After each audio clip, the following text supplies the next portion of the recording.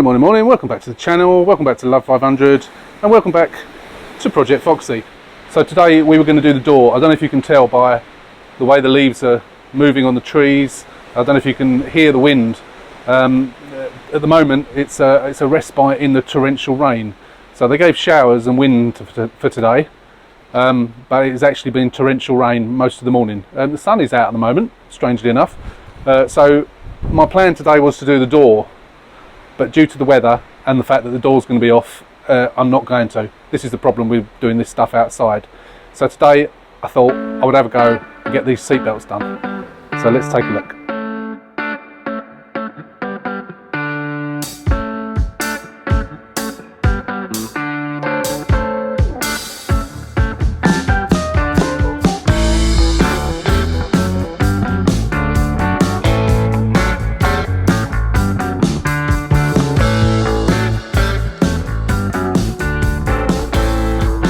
Okay, so just a refresh on the last video.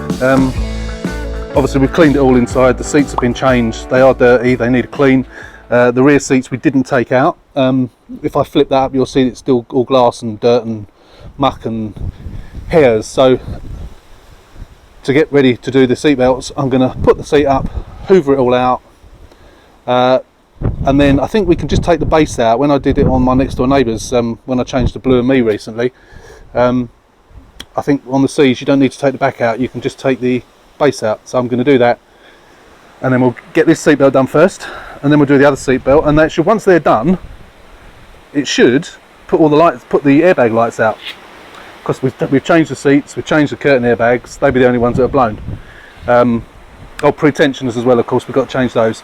We don't know yet whether they're good or not. This panel is going to stay off for when this goes to the body shop, in case they need to access it from the back, which I've done in the past, so I'll leave it off so they don't need to, which obviously keeps the cost down for me. The other one I'll put back on, but before I put it back on I shall fire the car up, i.e. power wise, and test the pre-tensioners before I put the back panels on. So that's the plan.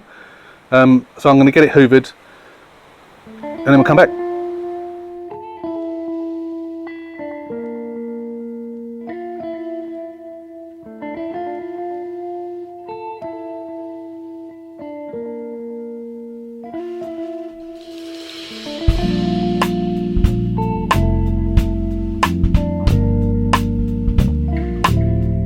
I've seen some Minging cars in my time, but this one definitely is the worst. Once I got that seat out, there was some of those chocolates. Remember I showed you all those chocolates that were in the boot, which are still in there? They were there was a couple of those down here, which are absolutely Minging, and loads more sand, loads more dog hair, most of which I've got out as best I can for the time being. Right, so I'm going to start with this side first. I'm just going to get the screws undone and get this off. Obviously I've disconnected the battery.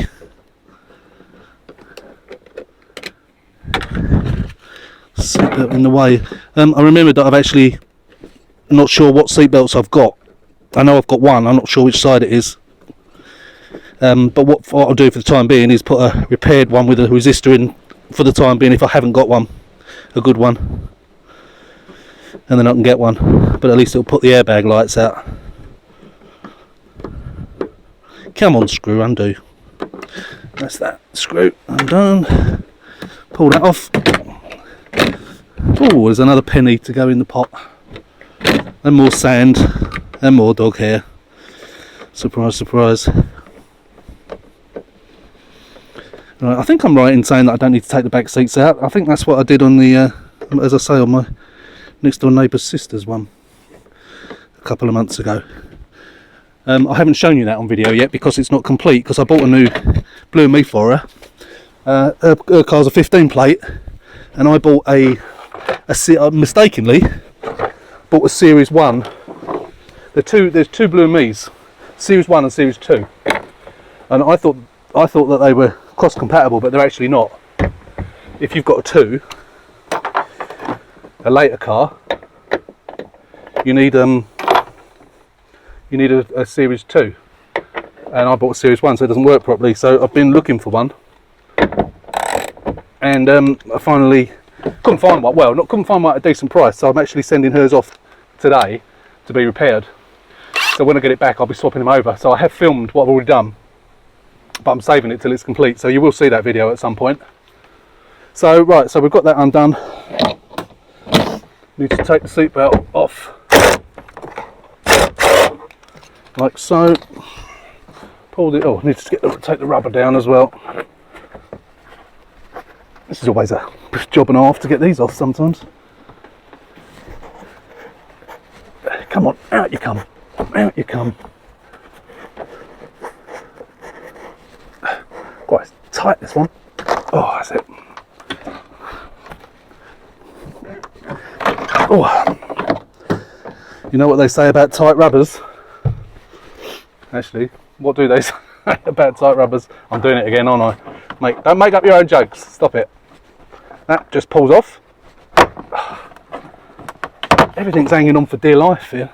You have to break these, but I haven't in this case, which is good. I'll put that up there for now, out of the way. And then we've got another screw in there.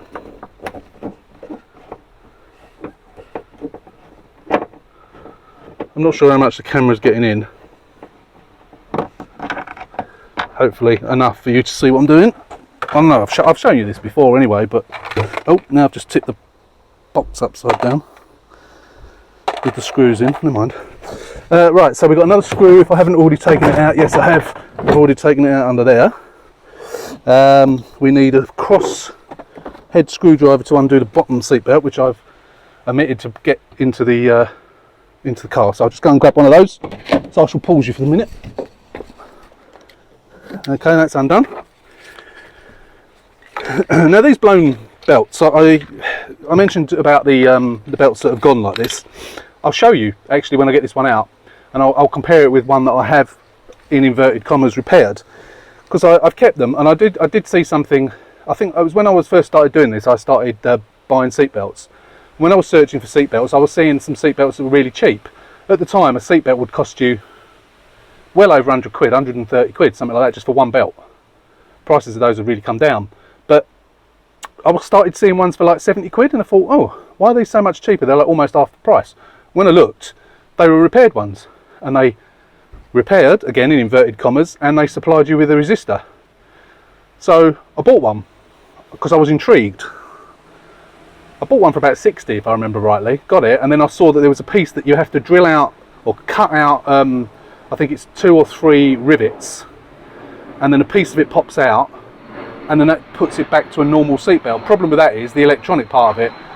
The airbag ECU knows it's not got that, you know, bit that will deploy the bag, deploy the seatbelt and pull it in and so on. So you get a resistor that you put into the plug, and I only got it. I didn't ever put it into a car like that, but I've used them a couple of times for temporarily until I get seatbelts at a decent price, which if I haven't got one for this car, whichever side, is what I'm going to do. But I'll show you that at some point in hopefully in this video, and you can see exactly what I mean. But yes, it's a bodge, but it does actually do the trick.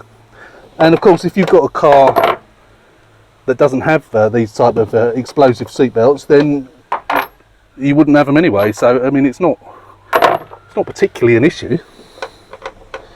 I'm trying to find the correct bit for this. I think it must be a 13mm, which I haven't got here with me. I don't think. What's that one? No, that's a bigger one. That's a 17. Yeah, I need to go and get the correct size socket. So again, I will pause you, and I will be back in a sec. Now, as you know, as you may have seen on other videos, these seatbelt bolts, it's the bottom anchor for the seatbelt, for the rear seatbelt. They go to the outside world and are always rusted stupidly. If you try and do it with a wrench, invariably you'll break it, and then you've got to drill it out. Absolute nightmare. and I should have some wood to touch here, but if you use an impact gun, it seems to get it out. It's more of an effort, and it takes longer than it would with a normal bolt, but it does actually come out without breaking, and the same for putting it back in as well. So let's give it a go. Let's hope it's not famous last words.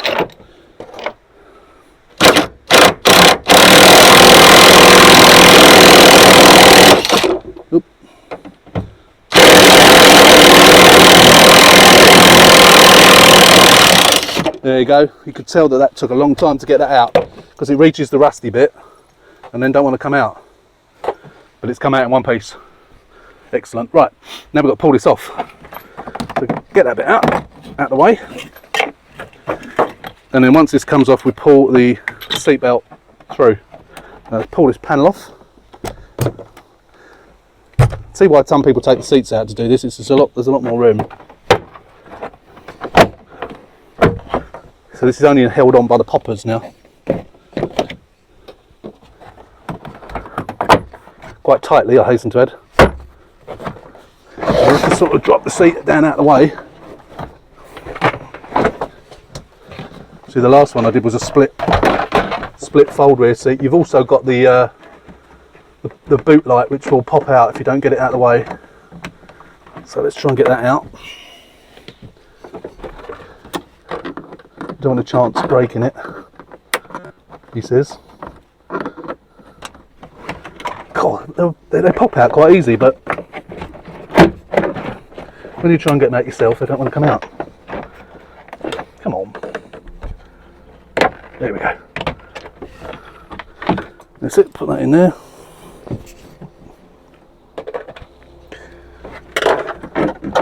Now, that should get that seat belt out of the way. Put that seat back up.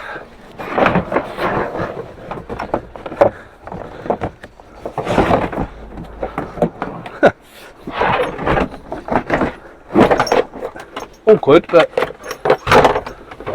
you're probably seeing my back again, aren't you? So it is, if you're going to take the back seat out anyway, take it out because it is easier. But it's out now, so feed the seatbelt through. No blue and me in this car, obviously, as it's a pop. There you go. Get rid of that.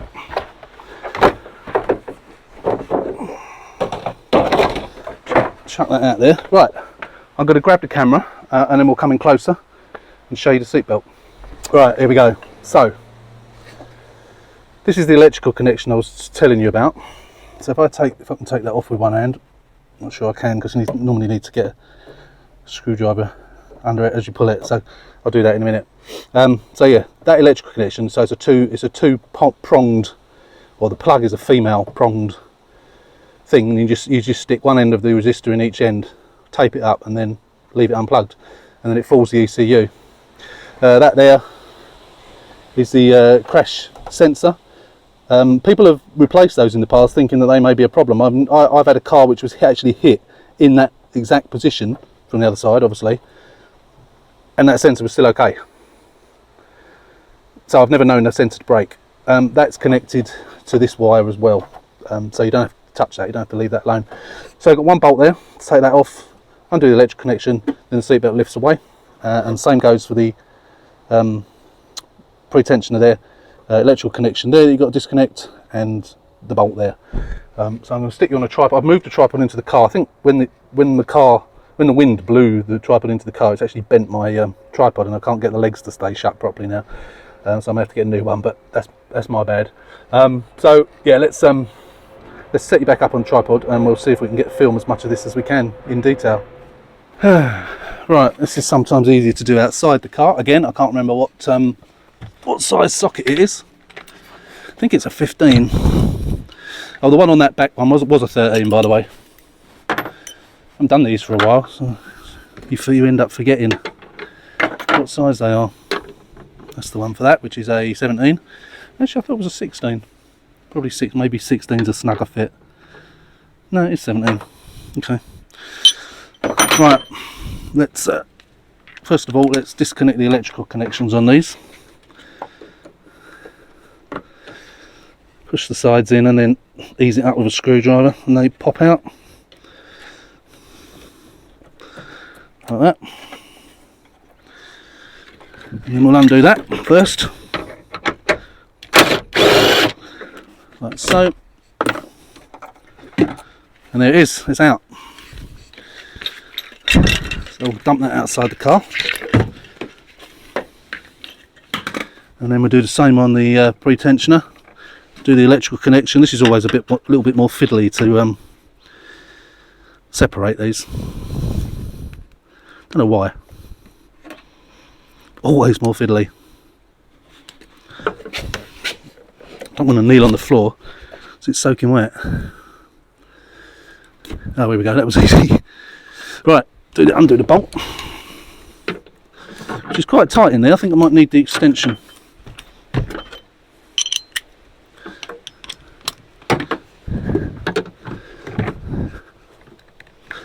Normally I do this with a spanner, I have to say. You know, not a spanner, a socket wrench. I'm going the wrong way now. There we go. Bolt then stays on the pre-tensioner. That's it. There you go. Done. That's off. So we'll get rid of that. Okay, so this is the one I've just taken out of the car. Now what you do is to, again in inverted commas, repair this. What you do is you grind off that one there, that rivet there, and I think it's that one there. Or is it that one there? No, sorry, that one there. And then this piece, this whole bit around the outside, this piece of metal, then comes off. This is the other side, the driver's side, but as you can see, that little piece is still left on, the rivet hasn't cut all the way through, but this one's been repaired. And then as you do that, and then it doesn't always work.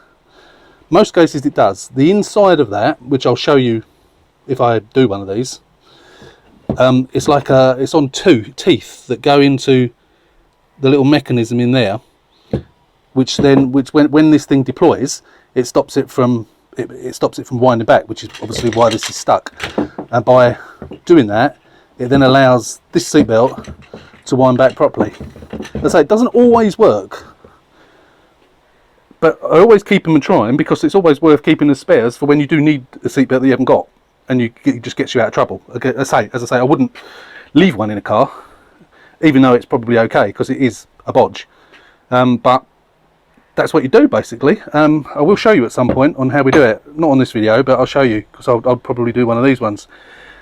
So that I think is a driver's side, which is a fixed one. Now I'm going to have a look through and see if I've got a decent driver's side.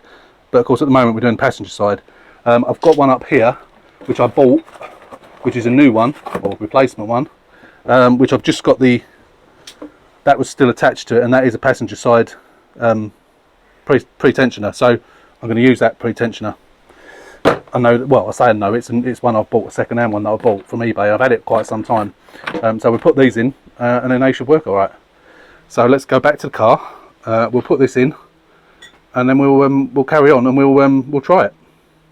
Right, I've just discovered that the one that I bought is actually the driver's side, not the passenger side. It didn't. The pre-tensioner didn't have the bolt in, and I put the bolt in from the other way round, which made it look like a left-hand side, but it's actually a right-hand side. So I've swapped the bolt over, so I know I've got one. I've just found this one in my box of which says "good" written on it. Now, whether that's good or not, I don't know. But I've also got, I don't know which, this possibly came out of Project Kiwi, I'm not sure. I've got a left-hand side and a right-hand, sorry, a left-hand side and a right-hand side, should there be any problems with the others. So obviously they need to be tested in the car, but they should be okay. The heavens have opened again, so I've brought a Hoover in, put the extension lead under the car. I think it's just easing off again. Yeah, so I'll get these bits in. So I'll set you up and we'll get them in. Okay, so first things first. It's got a bit wet in here now. I didn't realise the door was open. So we've got the pre-tensioner. Let's get these out of the way. I had to push them back into the car because of the rain. So yeah, I've still got the plug connected to that. So let's disconnect that. Oh, I don't like these things.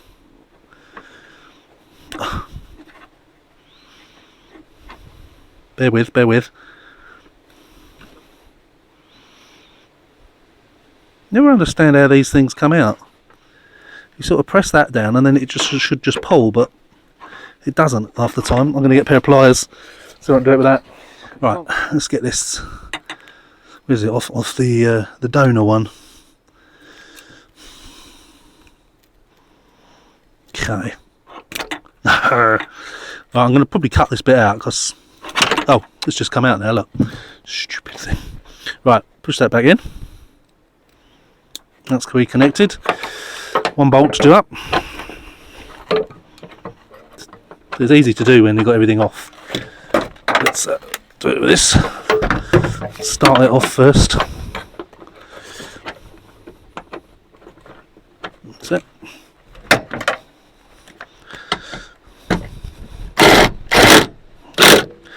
That's that. Hasn't got the little clip on there, never mind, don't matter too much. Right, that's that. Let's get the seatbelt and get that in. So this is the passenger side one. So it sits on a little ridge there. Line the bolt up and do it up. Simple as that. Really easy, he says. Oh, come on. Why do these things always go wrong when you're on camera? The bolt doesn't want to go in now. There it is, there you go.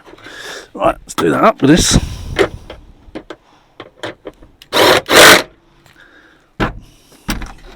That's that done up. Plug in the electrical connection. And seeing as I'm not putting this all back together this side, I'm just going to, there's no bolts on here, I'm going to have to take the bolts off the old one. And we'll just fix it into position. Put it onto this. That's been turned. It just needs to be reset. Make sure we get it in the right way. I think it only goes in one way. Was that not? Am I doing it the wrong way? No, I think I've got it the wrong way. Should do this really once you've got the top bit done up, that's probably why. That's it, yeah, I had it in the wrong way. It does only go in one way, that answers that question. Okay, so nice free seatbelt. Not free, free as in freedom of movement. Right, let's get the bolt off the old seatbelt and then we'll do that. I did actually record me doing this and then I cut it and then I came around to the camera and it wasn't recording for some reason, I don't know why. So basically I've just put that in the right place. It's bolted it up because that back panel's not going on for the time being, so it's all in. What we're going to do is do the other side, the driver's side, on time lapse, and then what we'll do is we'll come back and we'll plug the battery back in and then we'll fire up multi-ECU scan and hopefully the airbag light will be off. So yeah, as I say, bit of time lapse. We'll set you up on the tripod around the other side and then we'll get this other side done.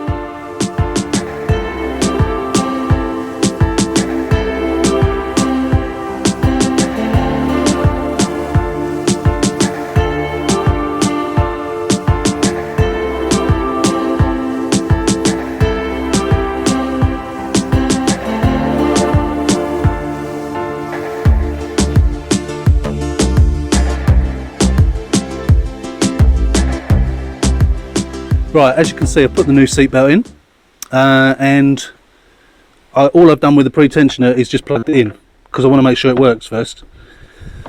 That was the one that came with this seatbelt. This was the new seatbelt that I bought. The other one I had was a left, so I must have had two lefts, which is a bit strange. But I mean, we don't even know for definite that one works. The other one works. But what I'm going to do now is going to go in and get the computer. Hope there's some charge in it, and then we'll come back out.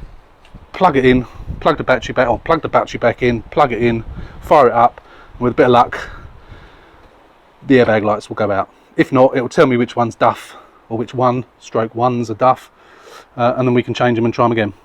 So process of elimination if it don't work. So let's get on with it.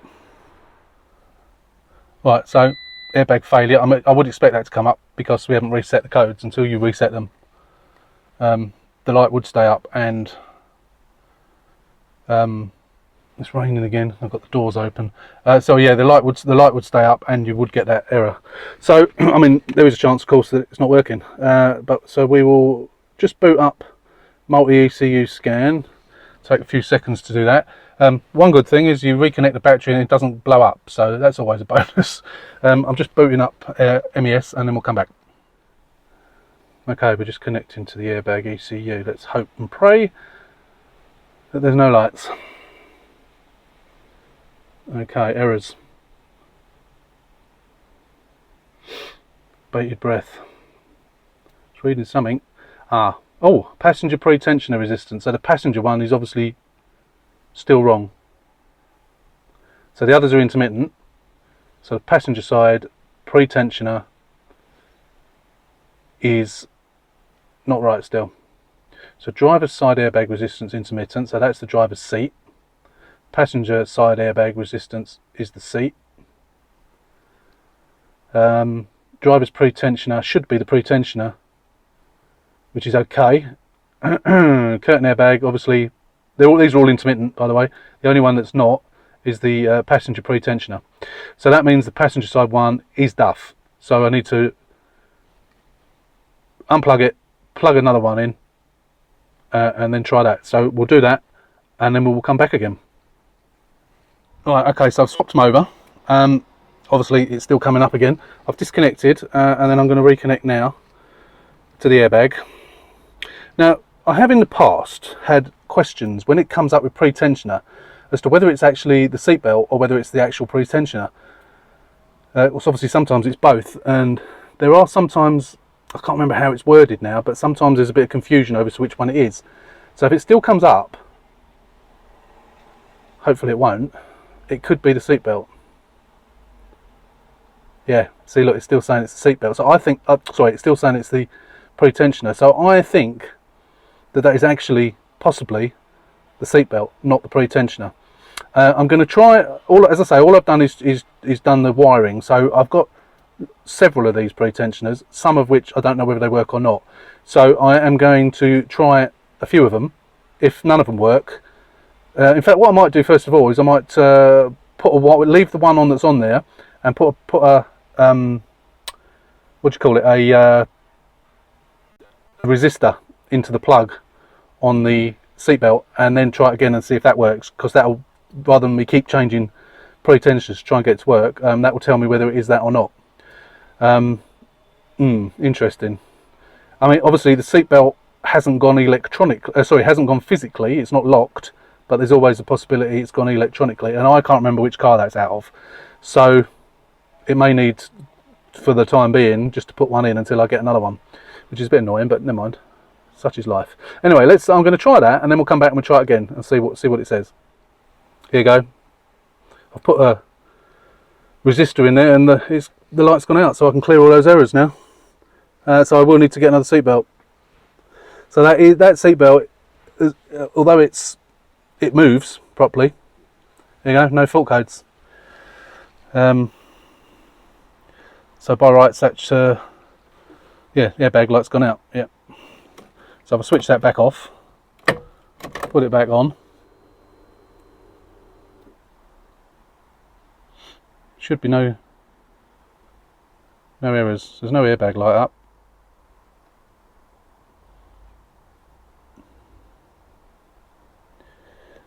Yeah, it's fine. That's good. Right, so that answers it then. So yeah, there was nothing wrong with that other pre-tensioner. So we'll plug that all back in, and we'll leave that resistor in there for now. Obviously, because that back panel, I'll show you it actually, because I haven't shown you it, have I? That's a good way of testing these things. I wouldn't for a minute leave it in there, as much as you could, and no one wouldn't be any wiser. I wouldn't do something like that. There it is.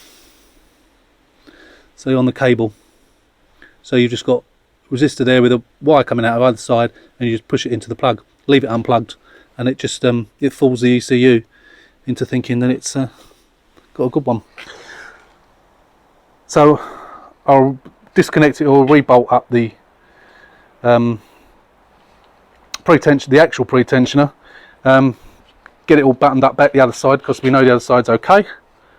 This side we'll leave off, we'll just put the rubber back, and then we're done on this, I think. So we'll just get that, and then we'll come back and we'll see what else we can do today in the intermittent on and off rain. So I've just putting the old seat belts away, and I found this one. I've got another one which is a good one. So I haven't taken that one out yet, but I've taken the resistor out and plugged it in. So I'm just, again, I'm not going to bother showing you, but I'm just going to try it, and if it works, then that's good. That saves me buying one. So let's try that. In fact, I might as well show you, mightn't I? plug the battery back in. Like musical airbags this is. Where's the keys? I've lost the keys now, there we go. I haven't shut the computer down, I don't think. Fingers crossed, it'll save me 70 or 80 quid, won't it? So right, disconnect. Reconnect.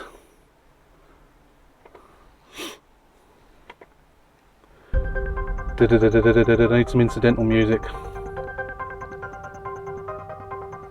Right, errors.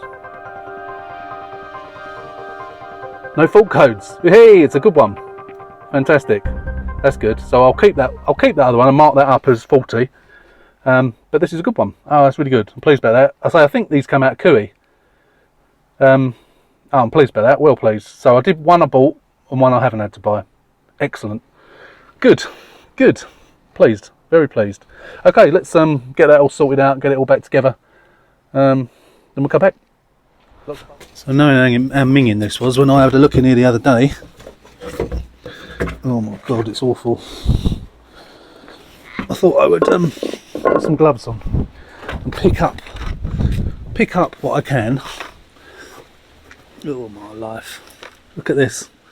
Look, rotten chocolate and dog hair. Rotten chocolate that's gone completely mouldy. Absolutely disgusting. This is thick. Seems to be water in here as well. Seems to be a little bit on the damp side. Oh god, horrendous. I don't want to touch it too much, even with gloves on. Oh, minging. Right, let's take the gloves off, and then I think I'll hoover it. Actually, no, I'm going to keep the gloves on for the time being. I'm going to hoover it, and then I'm going to get some. What do you call it? Oh, I haven't got the extension leads. That's under the car, isn't it? Where it's been raining. Elbow grease. That's the word I was looking for. We'll get some elbow grease on it. See if we can clean it up a little bit. It is absolutely minging. Let's give it a hoover.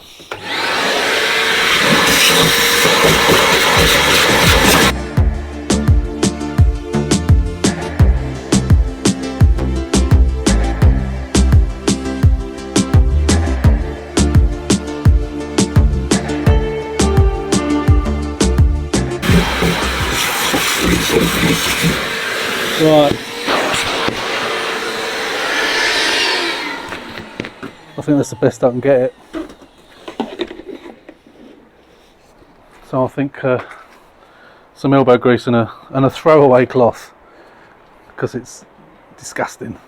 Let's just go get a cloth on that and give it a good wipe. Look how minging that is. Absolutely disgusting. Never seen anything like it. I've had some dirty cars in the years I've been doing this, but not to this extent. I've had seats that were much worse than the ones in here, but just for general filth, this is by far the worst. By far the worst.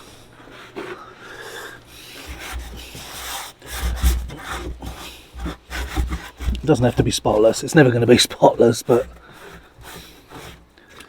again, this is where a steam cleaner would come in handy, isn't it? I'm going to have to invest in one of those. Someone recommended the Polty rather than those stupid thing that I bought, which obviously was broken anyway, but I think I'll look at the Polty. It's ideal for doing things like this, really. This will do.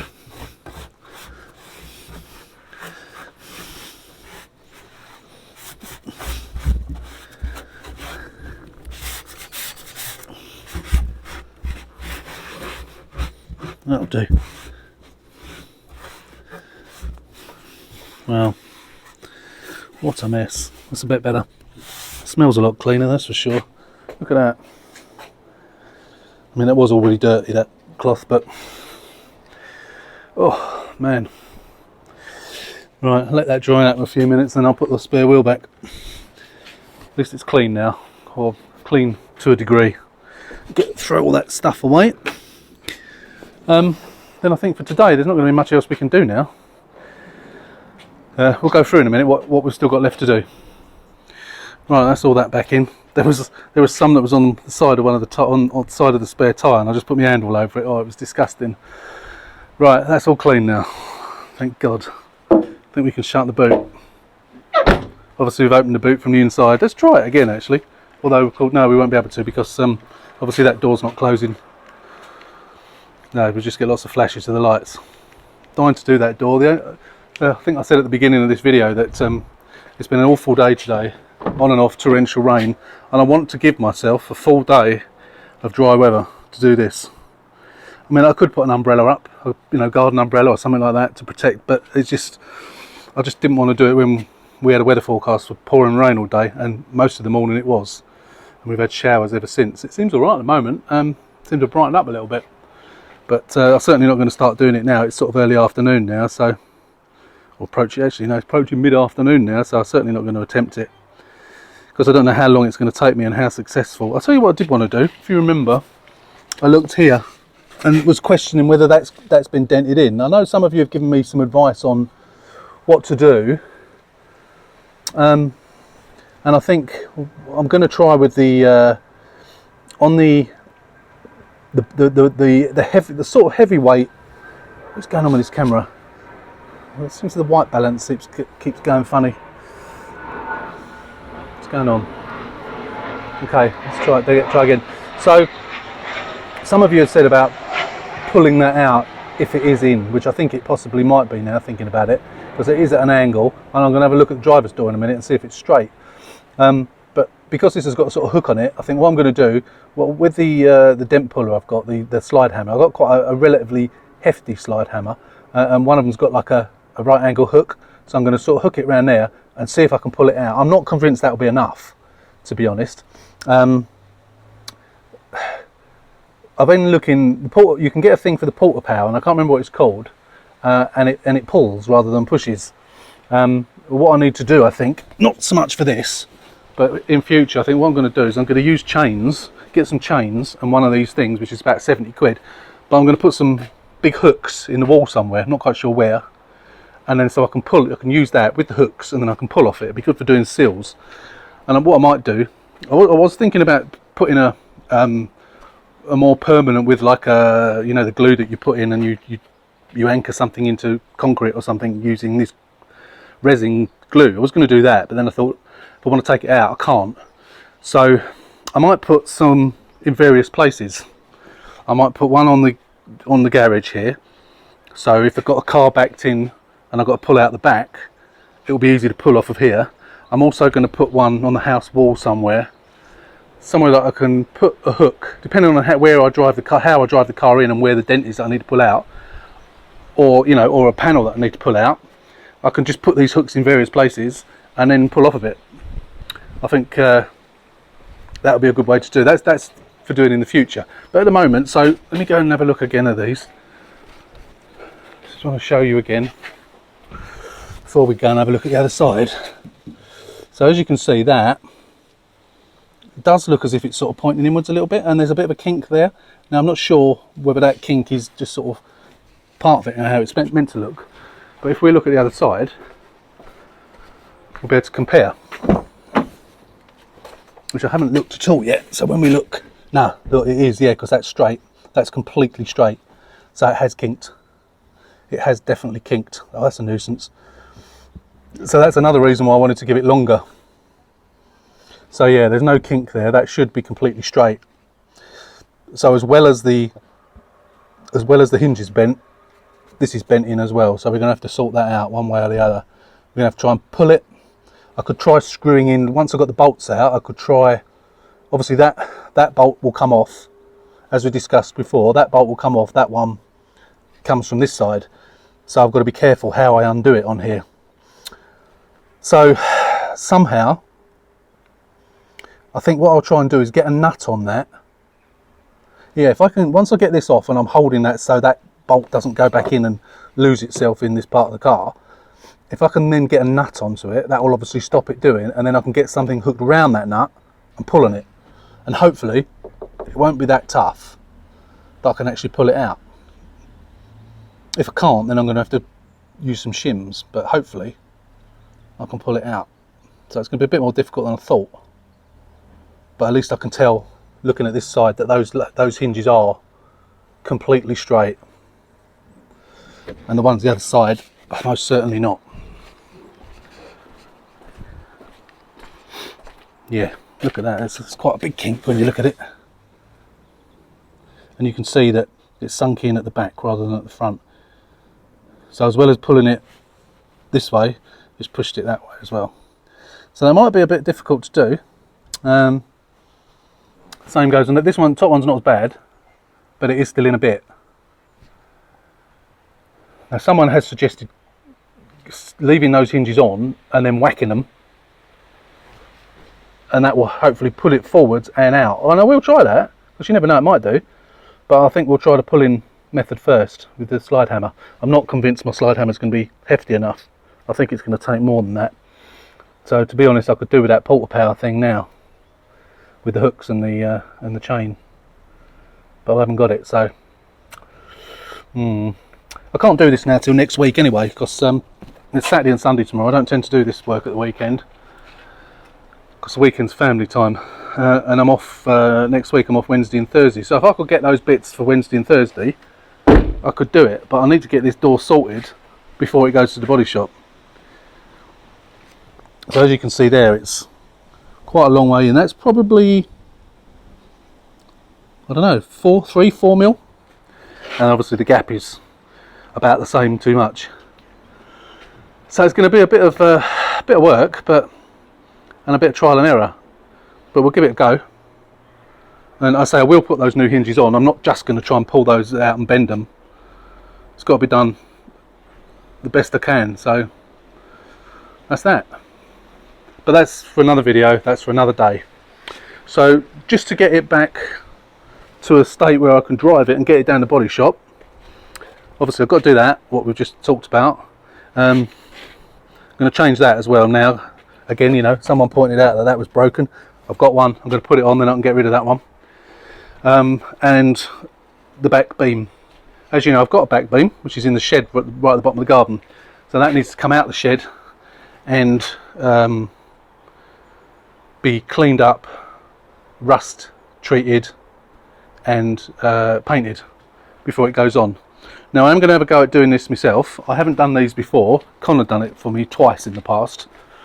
And at the end of the day I might get him to do it anyway, but I might have a go. I might have a go. Trouble is I haven't got a decent trolley jack. I've got a rubbish trolley jack, and I do need to get one, and I will get one. But at the moment I've got 3 cars on the go, and I really can't, I'm buying parts left, right and centre here, so I can't really afford, and I've got body shops to pay for, so I haven't really got the money to go buying more stuff. But I do need to get one. I've had that one far too long and it's rubbish. So that's pretty much it at the moment of what we've got left to do. So obviously the door is the major thing, and obviously the back beam is the major thing. I need to pump the tyres up the other side as well. They're a little bit on the flat side. But yeah, that's what's left to come. I'm not going to bother be filming the changing the door panel. There's really not much point. So as much as it seems to have brightened up now, we've even got a little bit of sun. It's too late to start trying to mess around doing that door now. As I say, that needs a complete full day. So I'll call it a day on this. So I haven't really done a massive amount on this car today for this video, but hopefully we've got enough for a video, and this will be Sunday's video. I had intended, as I say, to have the door on Sunday's video, but unfortunately the weather has put paid to that. So fingers crossed we can get that sorted next week, and of course I will film it all, and we can hopefully get that door all nice and straight. So for the time being, that's it. I hope this was useful, entertaining, etc, etc. Give us a thumbs up, no thumbs downs please. Obviously, again, as I always say, if you are a casual viewer, hit that subscribe button, subscribe to the channel. We're about 2 weeks away. At the time of writing, we're about 2 weeks away from the 4,000 mark. Push me up to the 4,000 within a few days. You know it makes sense. So again, thanks for watching. Hope you enjoyed it. Take care, stay safe, and we'll see you next week.